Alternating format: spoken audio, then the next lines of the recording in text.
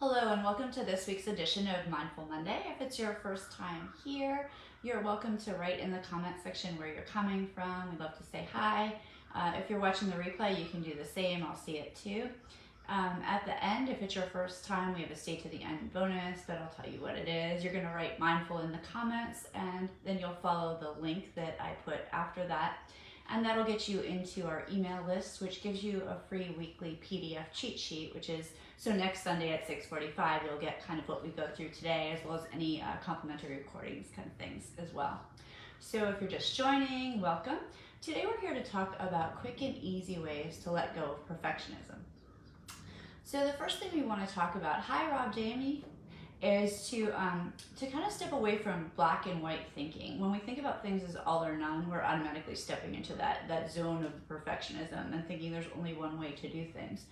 So realize that there are many paths to success, and there's even probably many different ways to achieve your own personal goals.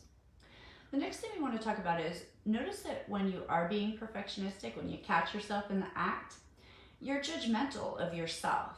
So this is going to result in being judgmental of others, whether you act upon it or you're just thinking it in your mind, which isn't really a goal of anyone. So we want to start practicing self-compassion, like saying kind things to yourself. Like you're talking to your best friend or to a child, you might just be like, oh, you did a good job, or there, it's okay, you've got this kind of stuff. So just that little bit of self-talk, because what we say in our own minds tends to not be pleasant at all. In fact, most of the time we wouldn't say some of these things to our worst enemies. And then when you do catch yourself being self-critical, you want to stop yourself in the act, like say something like cancel, or think about hitting Control, Alternate, Delete, so that thought just gets canceled right out of the head there. And then the next thing you also want to think about is watching self-talk and thoughts when it's limiting beliefs. So you don't want to should on yourself. Don't say I should have done this or I could have. You don't want to be beating yourself up. And you want to really watch wording. Our subconscious mind is always listening to everything we say. It's paying attention. It's very adamant about what we say. So if you have something that's difficult, shall we say, to do, instead of saying, oh, it's going to be a hard day, you can think to yourself, oh, it's going to be a challenging day. And it just changes, it shifts things a little bit. You can say, I haven't figured out how to do this yet, instead of I can't do that, or I'll never be able to do that, because your subconscious mind is kind of recording these things, and then when it hears enough of the same negative thing, it's going to start acting upon them, and we want it to act upon positives, not negatives. The next thing we want to talk about is giving up on a lot of perfectionists. So this is going to be general, but a lot of perfectionists kind of sometimes tend to work out of guilt as a motivating factor. Well, if I don't do this to this extent, then this person won't have this, and then I'll feel terrible. But what we want to do instead is we want to focus on the outcomes that you do want rather than what you don't want, like the guilt or whatever else it is. So that's going to be another great shift to make. Motivation can be towards or against, and I think we'll probably do another Mindful Monday on motivation because it's such a fascinating topic. But just say you want to focus on what you do want rather than the other things. And then you might want to consider shifting the priority of what you care about. So you can care less about the result and more about just doing the work, enjoying your work, honoring your work. You can care less about problems and more about the progress you're making, or if a certain problem needs to be rectified right away, you can focus on the solution rather than the problem. You want to care also less about what others think of you and more about who you want to be and what you want to do. It sounds a little selfish, but when we're emanating the things that make us happy, that's what we're going to show the world, and we're going to attract more of it. And then you don't want to focus on any perceived failures. You want to focus on what they teach you, what you've learned, and on your successes. And then you can let go a little bit of timing. I know it can be hard for some of us, and focus more on the task itself. Just get fully engrossed in the task. Okay? And then you want to consider how your daily plans might benefit from, say, imperfect thoughts and ideas. How much more might you get to think about or do? And imperfect decisions. What's the worst that could happen? Or imperfect actions, or imperfect adaptations, and particularly imperfect but yet still successful results. Think about what you might gain by going for that. And then we want to let go of unrealistic expectations. So this can be a tough one. So in general, you want to have high general expectations because we all want to do our best and do well. But you want to have lower or even no specific expectations. At times, this is obviously going to change, but in general, you want to have those general high expectations, but it doesn't really matter how you get there, just so you get there. And then you want to decide what is enough in advance. Because sometimes we get involved in a project or something, we're like, oh, well, maybe I could make this a little better. Maybe I could add a little bit. And then the next thing you know, that's all you've done for one day.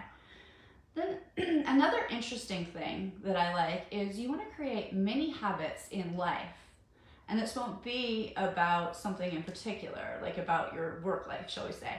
This is going to be about something else, maybe personal mini habits. And this is going to help to rewire the brain to accept smaller bits of progress and success. So for instance, if I'm so busy running my business and I really want to work out more, I'm like, oh, I just don't have the time to work out. And because of that, maybe I'm gaining weight or I'm not feeling healthy. And so it's this kind of cycle, right?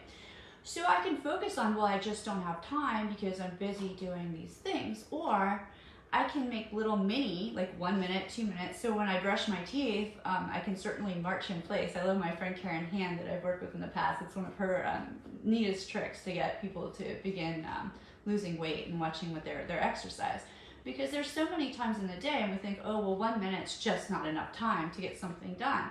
But that's because we're perfectionistic about doing things. Well, I don't have time to go to the gym, to take a shower, to do all this. But in reality, if the goal is to exercise to feel better or to lose weight or to be healthy or whatever it is, or to just anything, we have these 1 minute, 2 minute little time slots all throughout our day, most of us. And I've even heard of people, you can do yoga in the car, you can do cat-cow at red light. So there's all different things that you can add little mini habits, and they can be successes in their own right, but they're also going to rewire your brain so that you're starting to appreciate that.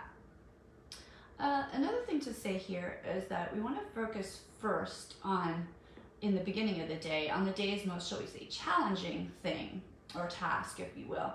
And then what we want to do is, instead of like being overwhelmed by this, we can kind of chunk it down into smaller steps. And we might even celebrate each step, but that makes it easier and more achievable.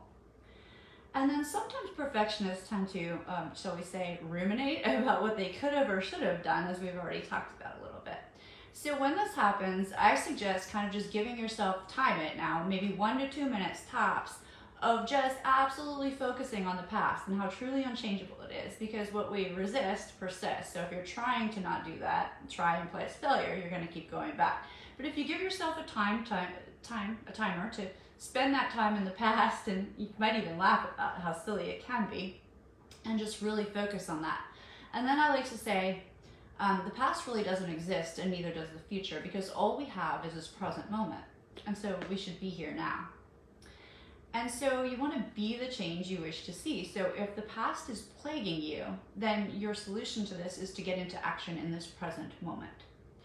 And so there's many different things that you can do to really quickly, also little mini habits that I use in my practice to kind of get you into the present. And we build on these Mindful Mondays a little bit, so I'm not going to reteach them because it would, be repetitive for the folks that are here all the time, but you can always kind of look at the past ones on YouTube. I'll put the link to the YouTube channel afterwards. But there's the typical, you can take those 3 deep breaths. On each exhale, you can think relax now, or say something else that's soothing. If you need, self-compassion, you can say you've got this, something like that. We can do the tapping, the EFT. If you don't have time, or if that's not going to really work with people that are around, you can take a ball or a pen, whatever you have, and toss it back and forth between your hands. That's getting that bilateral stimulation going. When we have a thought or a trauma even that kind of gets stuck and goes over and over in our minds, it tends to get kind of lodged into one of the 2 hemispheres of the brain.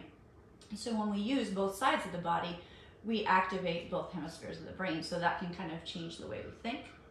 You can practice that old Betty Erickson open focus technique. That's the one where we look around, we say, I'm aware I see, and you choose 3 different objects. I'm aware I hear, and you choose 3 different sounds, and I'm aware I physically feel like my feet on the ground, my butt in the chair. So that's going to open up your focus.